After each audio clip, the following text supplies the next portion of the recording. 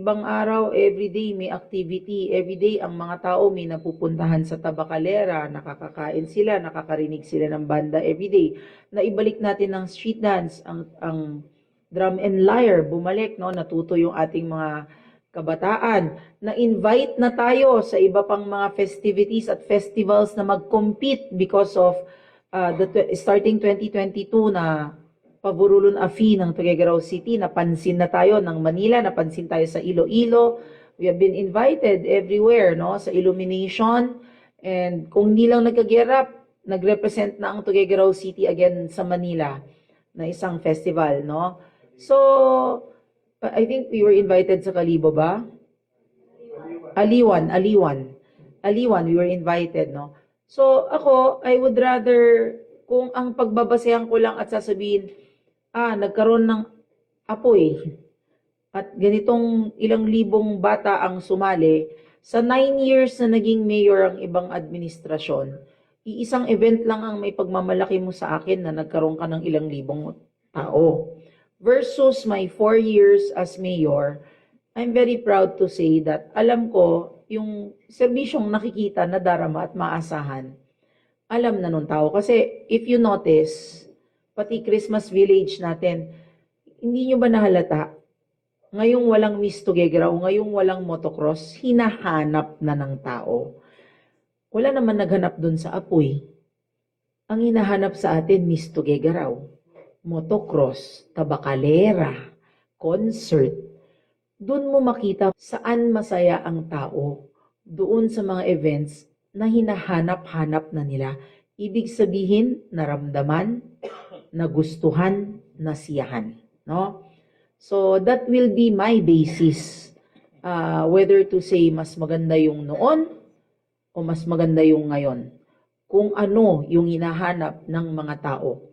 Wala pa naman akong narinig na naghanap sa aking mag-torch ulit kayo at magka-fire dance. Ang hinahanap sa akin, yung mga tugsayaw. Ayan. And may perya po pala tayo sa Tabacalera. So, imagine in Iloilo when we were walking the streets, 2 ways yan eh.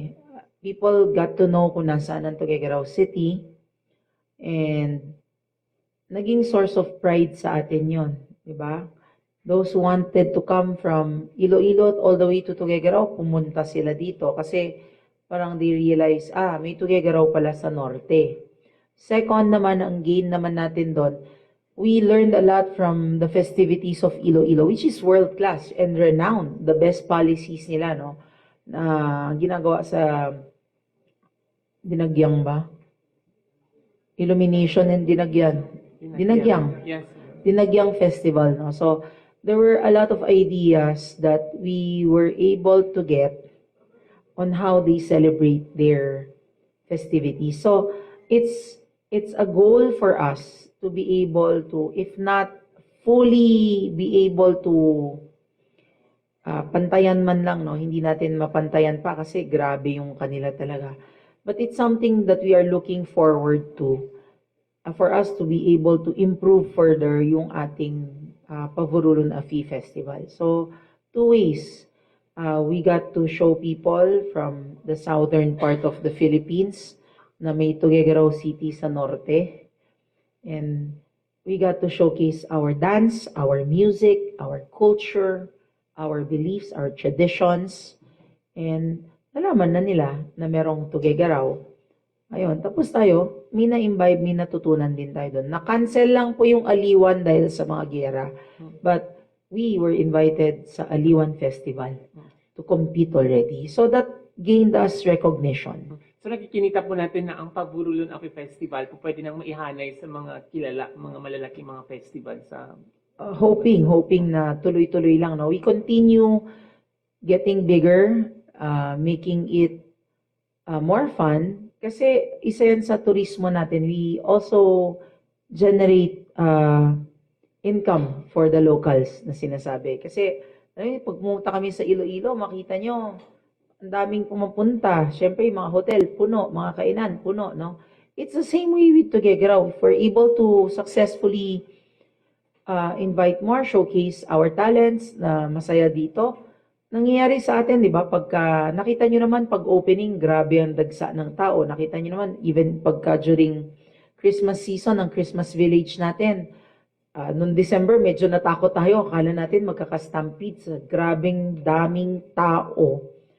And that, ilang milyon yung kinita ng ating mga SMSEs, no? Small,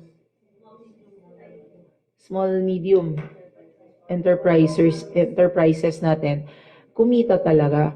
So we're expecting the same now to generate economic activity in the city. So those are the things that we want. We expect na pag tuloy-tuloy lang ito, makikilala at makikilala na tayo.